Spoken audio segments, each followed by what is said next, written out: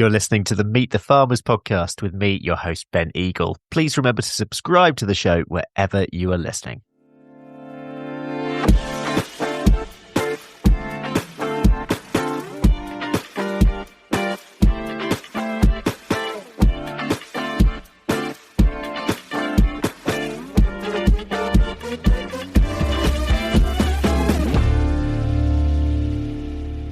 Hello, everyone, and welcome to episode 284 of the Meet the Farmers podcast. I'm your host, Ben Eagle.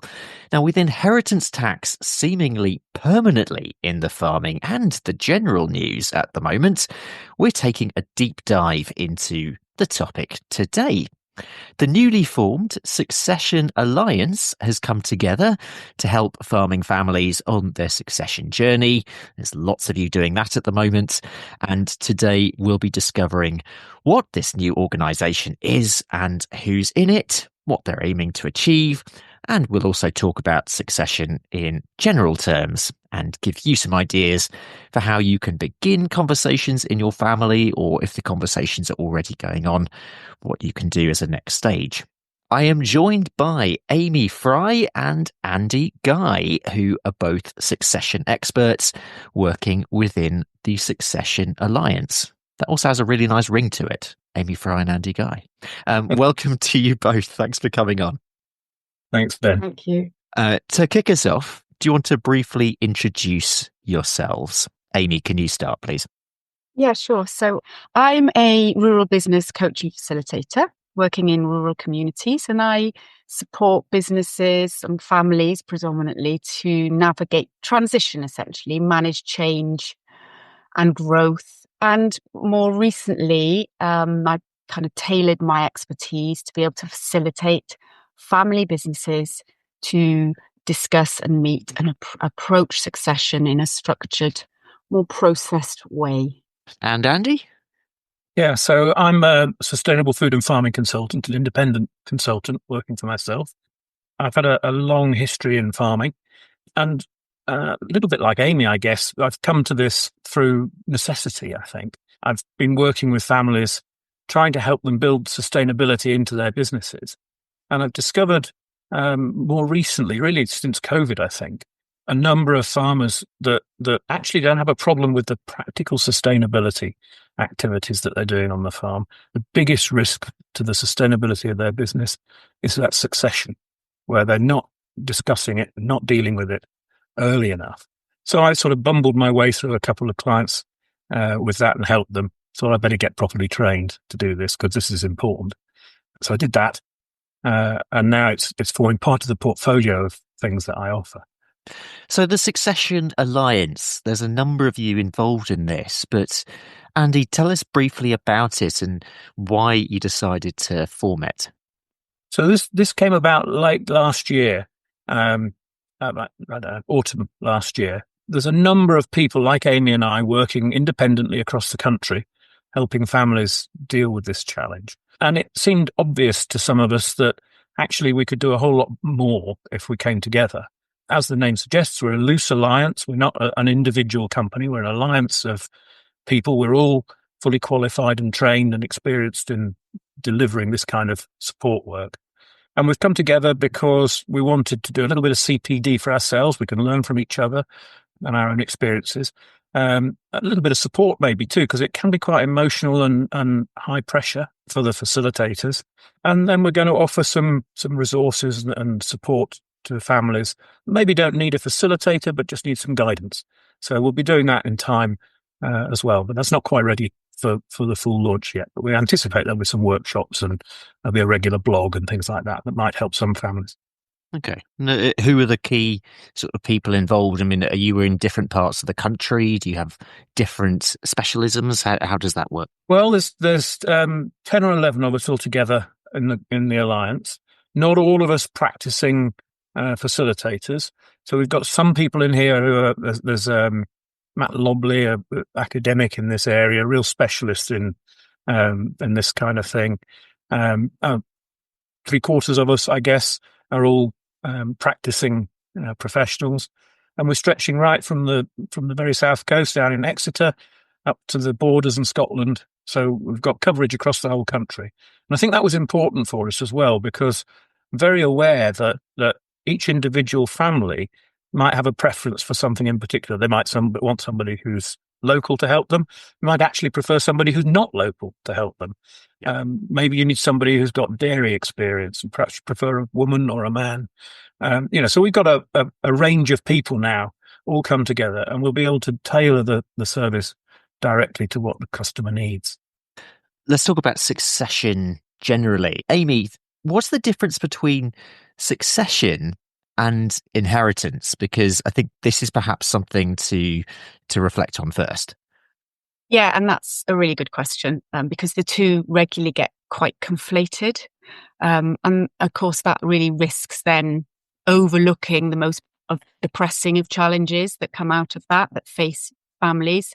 So inheritance is about who gets what when assets are passed down a generation as a result of someone passing in the family. Succession, on the other hand, is about a structured transition of a business, if you like. It's ensuring the land, the assets, and the decision-making responsibilities are transferred in a way that keeps the farm successful and viable for the next generation. So while tax planning and financial transparencies are all essential parts of that, components of that process, it really is much more than a financial exercise. It's about communication, it's about clarity, and it's about a collaboration. Why do you think? Because I think it is generally, and I'm making a claim there, but it's a pretty difficult topic. Many farming families find it a difficult topic to discuss. What are the reasons behind that? It really is difficult, and I think Andy and I will always maintain that nobody can deny that. It's a really sensitive, emotive subject. And that's because at its core, it involves planning for a future where key family members are no longer involved, be that because of aging, retirement, and of course, ultimately death. That's incredibly personal. It's incredibly emotional. And the conversation puts families off. And that really is understandable. But what we'd really like to do, and what we really want to do, is shift the focus. Instead of seeing it as just planning for an end, we should reframe it as planning for continuity, a way to ensure the farm, the family remain strong, they remain sustainable, they remain resilient for generations to come. So, it can be an opportunity. It's not an obligation, if you like. It requires an acceptance that it will involve change. But, imagine if that change could be maximized into growth, success. So very much just shifting it away from a planning for somebody's no longer being around and a movement of assets, if you like, and make it more about a future plan for success. Yeah, I really like that in terms of putting that positive light on it and actually seeing it as an opportunity. I mean, Andy, that surely actually shifts. And when you go in and you're working with a client, that must shift the way that actually you go about this whole process. Yeah, the important thing is to understand, as Amy says, that succession isn't something that happens on a date. It's a process, a journey. And if you can persuade the family to think in those terms, it takes away some of the fear and the negativity that you get if you're just thinking about somebody passing away. All of a sudden becomes a much more important thing. And it's talking about the business and the business being almost alive in its own right.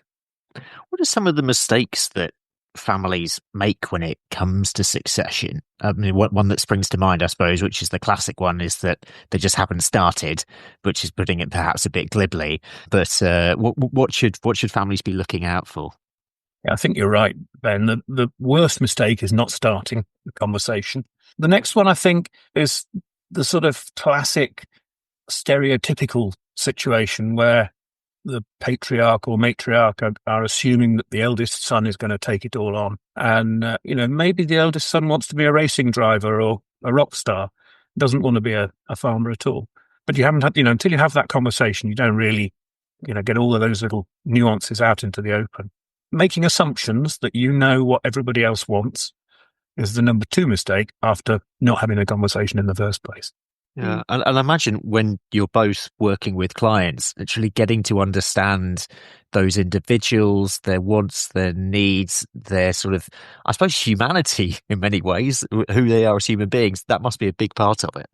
It's a huge part, Ben. The way that I work is really formed around that. You spend the first part of the session really getting under people's skin and understanding who they are and why they're there, what they're expecting from life and from the business, and what their concerns are as well. Very often they've got, underneath big concerns, maybe about having to work with family members, maybe, brothers and sisters sometimes can get on very well, sometimes not so well, that maybe there's all sorts of fears underlying there. You've got to winkle all those things out before you can talk about them and resolve them. And all of these things are resolvable. It's just, you have to talk it through and work out how the solution is going to look. The mistake, as Andy says, is not having those conversations. It's the burying your head in the sand approach that is the big, big mistake. And it might seem easier in the short term, but it's kicking the can down the road and making it far more difficult into the future. And the reasons for that avoidance, it's maybe just having a think about, why might one be avoiding? Why are you avoiding that discussion? And there'll be a whole host of reasons, but the driver for those reasons is very much fear. And it can be, it's fear of the unknown, it's fear of change, it's fear of no longer being that leader of the family, if you like. It's fear of not wanting to tell mum, dad, I don't want to farm. That is the blocker. And so, as Andy says, the way we work is to try and unlock those blockers, if you like, and get over those barriers in an open, respectful, collaborative way. Have you got any tips on starting a conversation? Because, it could be, and I've certainly heard of instances where you might have one member of the family or a couple of members of the family who are quite happy to talk about this and actually want to get the conversation going. But there might be an element of, there might be others who they're almost waiting for someone else to start the conversation. Who should start it and how?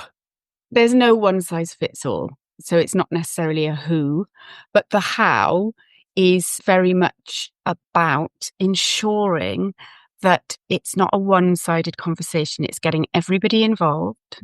And this is critical, not just the current generation and maybe the next generation. It's about the off-farm family members, anybody that's going to be impacted by the outcome of these discussions must be involved.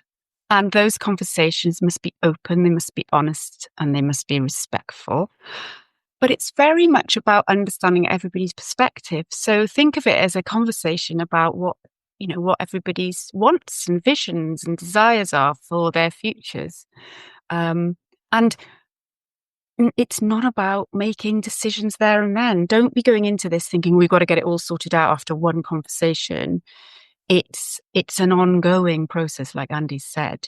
But start with listening to each other. Start with asking very open questions about what everybody wants, because that then allows you to start aligning and shaping and molding. And actually on the Alliance website, there's some resources that can really help with those initial conversations and give you some guidelines for to start having a family meeting. Yeah. So with that family meeting and with the conversation with all those stakeholders, I suppose, everyone involved, it's probably going to be the case practically that different family members are going to have, I'm guessing, discussions together. Would you say that it's important from the outset, as soon as you start having these conversations, that you involve everyone? Or what about a situation where if part of the family was starting the conversation but weren't perhaps involving others, is that going to cause issues further down the line? I think there's a real danger of that. I don't know what Amy's opinion is, but I think it's important that you at least have regular discussions as a whole family. And when I talk about the whole family, as Amy alluded to, that includes partners and husbands and wives and everybody. Inevitably, there's going to be subsets in there, isn't there? There's maybe a subset of different generations. Couples will have conversations privately as well, and that's perfectly normal. But it's important that they bring back to the group the points and the concerns and anxieties that they might have and their ambitions, so that everybody's aware. Otherwise, it doesn't develop, and you end up with parts of the family going in different directions, which is only going to make the whole thing more difficult. Do you have any examples, and obviously keeping it general, but examples of good succession planning that you've seen, maybe that others could learn from? I think that it's a really interesting question, Ben, because the examples of good succession planning we never see, because the family had the conversation, everything went smoothly, transition and the business transitioned, nobody noticed. Yeah, and that's what everybody really wants. I don't know what proportion of farming families manage to do that, but a fair number, I think. Some perhaps with more success than others, but that's the ultimate goal, and that's what the Succession Alliance would like to achieve. And some of our resources and webinars and workshops and things going forwards will be there to try and help families to do that on their own, because that's the best solution if we can manage it. The facilitator it's not the last resort, but it's a long way down the line. We're there for the families that find it difficult to do that. And they range from people who just want somebody else in the room to make them feel more comfortable. Some of the more retiring, shyer people in the room perhaps don't want to speak up. The facilitator's there to do exactly what it says on the tin. We're not there to give the family the answers. We're there to help the family find the answers. And, they'll find their own solutions to their challenges, with the facilitator making sure that runs smoothly and that everybody feeds into it, and it isn't dominated perhaps by one or two individuals, that sort of thing. And then at the other end of the extreme are the families, almost at breakdown. Yeah. And those are the most distressing ones, because, no family needs to be in that state. And if you've got to live and work together in a small business, that's a really distressing place to be. So as a facilitator, we never get the really easy ones because they don't need us. We get a range of different people. Yeah, interesting. The other side of that is, I imagine you never really know exactly what you're going into until you've had that first meeting. Absolutely, that's right. And I mean, sometimes there'll be some conversations with some of the members of the family beforehand, but not always. I had one case fairly recently where a family, they weren't a dysfunctional family or anything, but they just couldn't come to an agreement on what was needed here. It was a family that the matriarch of the family had been running the business herself for many years, since her husband had left the family and the business some years earlier. So she'd carried on and she'd run the business, and now her son and her daughter are grown up. Son was in Australia, actually, I think working in IT, and daughter was at home and had recently married and was keen to take the business on. But you've got to find, they were struggling to find, the right way to progress. Mum wanted to keep the farm together, of course, as did the family. But you can't neglect the rights and the needs of the son who's not wanting to work on the farm. Finding that happy medium about how to divide the business. It's interesting. It's how to divide the business fairly, but not necessarily equally. Who gets what doesn't have to be split 50-50. It has to be split fairly. And, that particular family negotiated it all through with a little bit of help. And hopefully that's a successful outcome.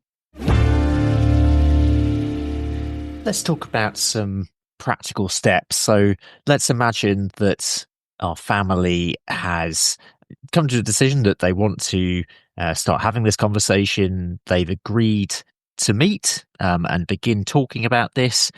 But apart from that, in terms of the process, they're not sure really what to do, and they haven't decided yet whether they want to bring in a facilitator or they might try themselves first.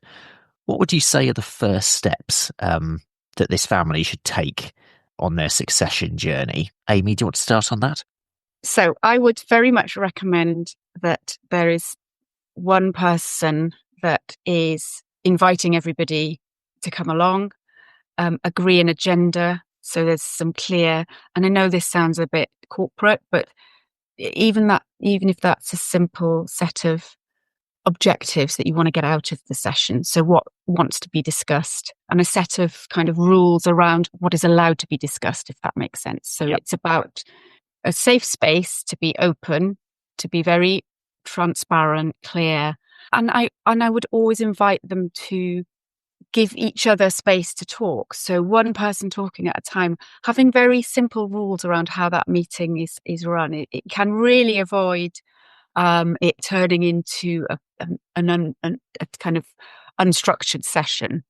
But make it light, make it about everybody's wants and desires and visions. Share the aspirational element of what everybody's thinking about, what they want for their futures. And there are the practical elements, there's the financial elements, there's thinking about the wills, the kind of finances of the business, the profitability of the business.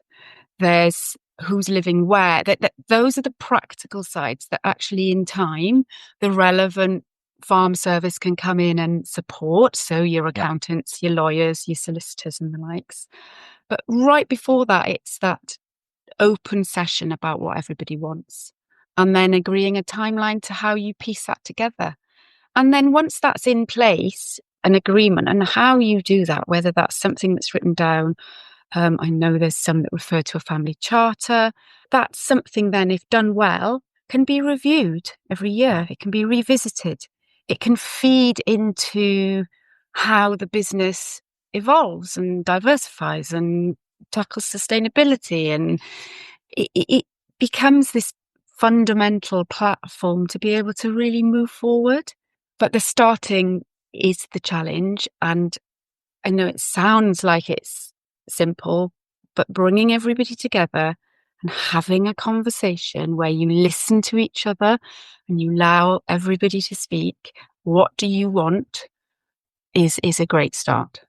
Yeah. I mean, on the starting front, in terms of how early is too early, because if I'm running a business as well, there's all the day to day, obviously, and depending on how old you are as well, I suppose in some ways, almost that succession of the business, and this could be a farming business, but this could be any kind of business, almost what is your get out plan is something that it's inevitable, isn't it? It's absolutely inevitable for all of us.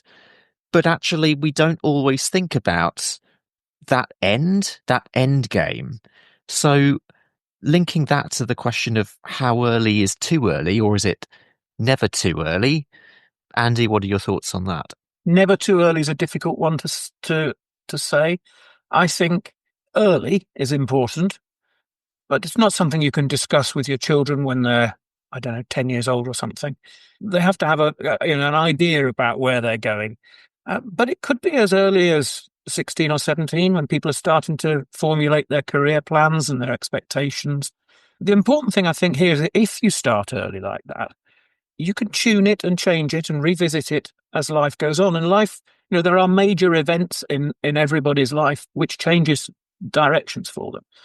As you get older, there might be health implications that come in. Unfortunately, that happens in younger people as well. There's a farming friend I know locally who's recently gone down with really nasty cancer in his 40s. Yes. So, that succession plan, I think they've probably been having that discussion, but, all of a sudden it changes because it's not the senior member of the family that's likely to go first. And so these things, they can evolve and change. On a more positive note, you get engagements and marriages and children and things like that, which also impact on people's ambitions and forward thoughts. So I think done right, it's something that's built into your business plan all the way through from the early days. If it hasn't been done and started and you find yourself further on in life, well, then now's the time to start it. Don't leave it longer. And if it's got to the point where it's really urgent, as it is at the moment with inheritance tax changing people's balance at the moment, get cracking. Start the conversation today. and get the family around the table and start talking. And that's maybe where a facilitator can help perhaps accelerate that process as well. Have either of you worked with, and I'm imagining, I mean, there might be listeners out there who are in this situation, but they might not have children, they might not have nephews or nieces, but they still want to plan for the succession of the business. What would someone in that situation do? I've come across one family where they had children, but neither child was interested in the business. Yeah. Obviously grown up, and they were trying to work out about, what to do with the business and the assets that they've built up. They were first generation farmers, and they built a successful business, have built a successful business, I should say, because they're still farming it. That's a really challenging one. And that's a conversation, again, for the whole family to have that conversation about what they want to achieve. I haven't had the situation that you described where there are no family members at all. But it can be approached, I'm quite sure, in exactly the same way. What do you want out of this, and how can you make that happen?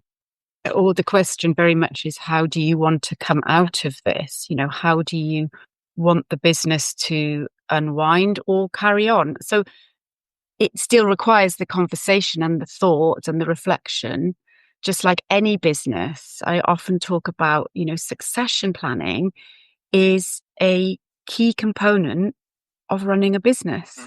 So it's a contingency, isn't it?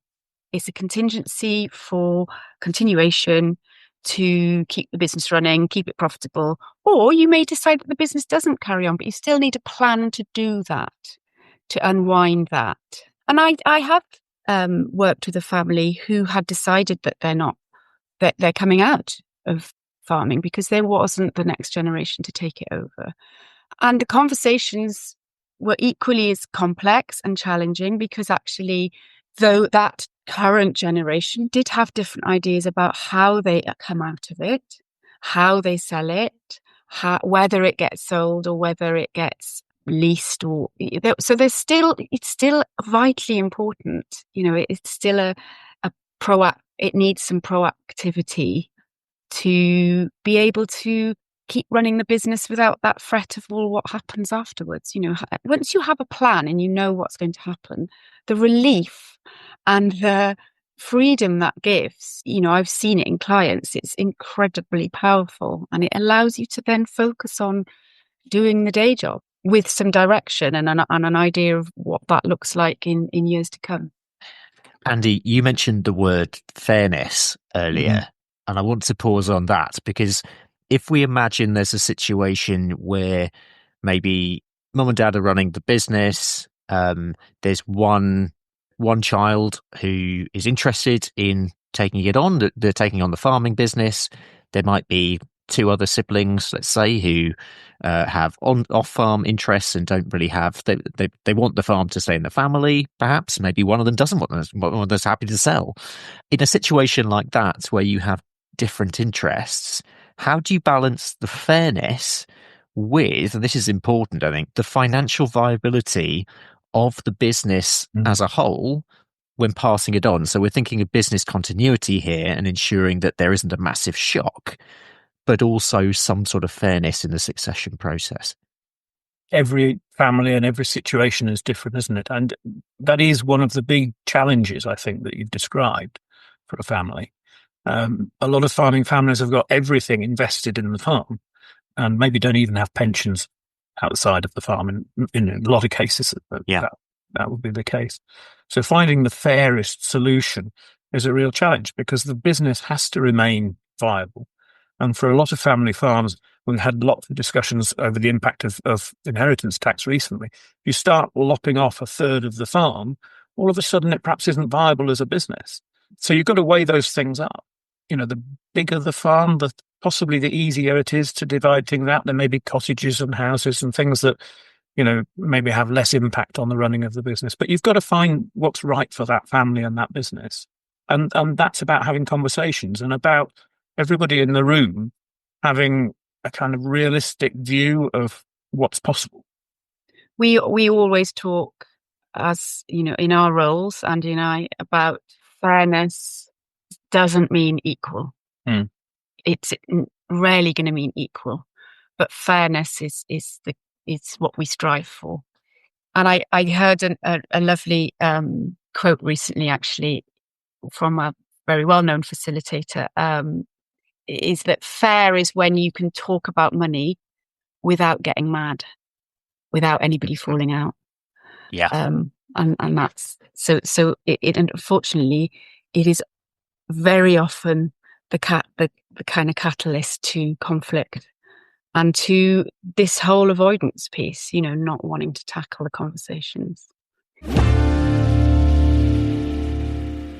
Now, we've managed to go through the entire episode so far without mentioning last autumn's budget, which of course has had quite a big impact, let's say that, on this whole subject. And I just wondered if I'm really interested actually in your thoughts in terms of, you've obviously been practicing both before and after the budget on this subject, having these conversations with families.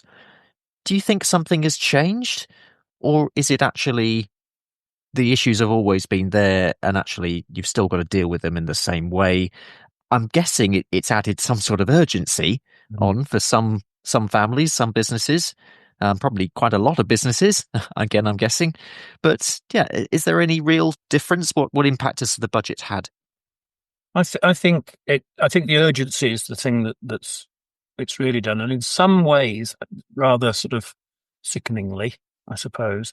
In some ways, it is bringing some families forward who were putting it off, hoping that they could deal with it later, I guess. And so there are people coming forward now who are kind of forced into it because the senior generation is, their horizon is getting closer, and all of a sudden they've got to act and do something. So in a bizarre way, it's done some good for succession planning because it's bringing some families forward and making them understand the need to have this conversation. In terms of the role of the facilitator, I don't think it's changed it. It's important to understand that a facilitator, whilst they may understand the intricacies of inheritance tax and partnership agreements and things like that, we're not there to replace the role of accountants and solicitors and land agents. Those people have a vital role in this conversation. The facilitator's there to help the family decide what it is that they're trying to achieve. And then they can go to the accountant and the solicitor, say, look, this is what we want to do. We think this is the best way to do it. But with your expertise, is there something we can do to minimize tax in this situation? That kind of thing. But they're driven that way because they've had the conversation and they know what they want to achieve, rather than going to the accountant and simply asking the question about reducing tax. You might come up with a different answer if you come from the other end. It's not all about the tax and the assets. It's about how you achieve what the family's ambitions are. And I think actually that would be one of my concerns in all of this, is that actually the announcement in autumn has forced the reaction to be very much about the tax, and therefore the conversations start there, as Andy said, rather than actually starting with the human side of it. So yes, it's I would say it's a positive in terms of getting people to think about it, getting families to think and talk about it. But my concern is it's forced them to kind of just focus on the tax element. So like the big question at the beginning, the difference between inheritance and succession, it's conflating it again, where actually that can be risky because it doesn't mean that the needs of the family are being discussed and shared and managed in a way that would help ongoing succession. And actually, in many ways, if you think of the protests that been going on that sort of side, on the public side of that, it's really all been about inheritance. It hasn't been about succession. You're right, and one of the frustrations that all of the people in the alliance have been airing actually is how frequently people put on succession meetings, or what's billed as a succession meeting, to help families, and NFU and CLA and some of the banks and APHA and all sorts of people put on events. and they roll out the same people. They roll out the tax advisors and the legal people who can tell you about partnerships and business structures and limited companies and all of that sort of stuff. And the person missing on the table is the human person, the person that deals with the family, and the emotional side of all of this. And that's the one that I actually believe is the most important. I don't want to take away the job. We're not competing with those tax advisors and people like that. They have a crucial role to play. But the important thing is the family understanding what it is that they actually want to achieve. I think certainly something I'm going to take away from this episode, Amy, was something you said about, I suppose, a feeling of being free, a freeing of actually once you've set this in motion and you've made these decisions, and it gives further opportunity. I mean, if a farmer listening today, they haven't started their succession planning, what's the one thing that they should do today to get the ball rolling? Sit with the family, invite them around the kitchen table, and ask, what do we all want for the future of this farm? Andy? Can't disagree with Amy. I think the first step is to talk to your family. Try to include everybody if you can. Don't make it too heavy to start with. Lots of simple, open questions. Don't make assumptions about what other people think, because you might be wrong. But have that conversation and get it started. I'm very happy to have conversations with people about, how do we start that conversation? That doesn't, a chat with somebody like me doesn't cost anything. If you just want some pointers to get started. So I think maybe it's worth closing with just a reflection on, Amy, a point that you made right at the beginning of this episode, of actually seeing this whole process as an opportunity to think about your future. Think about really what you want in life, all of you, everyone involved in the family. And so often we just don't take that time. Amy, I was lucky enough to be at a session that you led for young farmers actually last year, where you were talking about this very thing, and it was really enlightening just to take some time to really think about the future, think about what you want, and think about how that's going to happen. And if you can do that as a family and get this right, then it's going to be better for everyone. Just before we go, if a listener wants to reach out to you or anyone in the Alliance for find out further information, you've got a website. Where can they go for more information or support if they need help with succession planning in any way?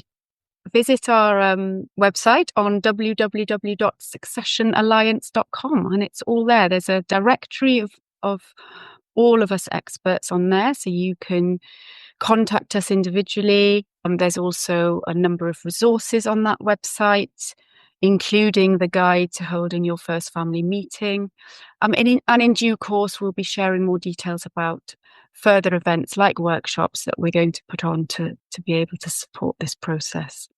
I am going to ask you just very briefly the final questions that we ask everyone when they come on the show. And I wonder if, so maybe Andy, you could answer one, and Amy, you can answer the other. They are our message for the public and a message for farmers. And I'd like you to give a slight sort of hint of these towards succession.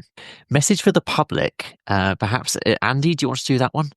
With a slant on succession, I think an understanding that farming businesses are family affairs. And maybe they should just reflect, the public can reflect inwards on their own families and just imagine how they would feel in this situation where, that you're trying to work through the generations and pass things on fairly. And just remember the importance of food and farming and the challenges of farming businesses passing through the generations. And a message for farmers, Amy. So my message would be, when it comes to succession, look at it or approach it as you do all the other adversities and challenges that you face at the moment. And what I would say, and I use this a lot, is rather than fear succession, use fear and face everything and rise. And I use this a lot. So rather than fearing everything and running, which is another acronym, face everything and rise, and really rise to this, it's not a challenge, rise to succession as if it's an opportunity. And face into it as you do so well with so many other areas of farming. So be strong, face into it, and have those conversations as soon as you can. Amy, Andy, this has been a super discussion, and I really hope it's inspired some listeners to get active on their succession planning. Thank you so much for coming on the podcast. Thank you, Ben. Thanks very much, Ben. That is it for today. We will leave it there. And I really hope that this has inspired you. A big thank you to my guests, Amy Fry and Andy Guy, for coming on the show. Just a reminder to check out the Succession Alliance, and the link for that will be in the show notes. Next week, we'll have a mini-series for you, which has been made in partnership with the Forestry Commission. That is all about agroforestry. So we'll have 3 episodes out next week. Coming out on Monday, Wednesday and Friday on agroforestry. But for now, I'm Ben Eagle. This has been Meet the Farmers, and thank you very much for listening.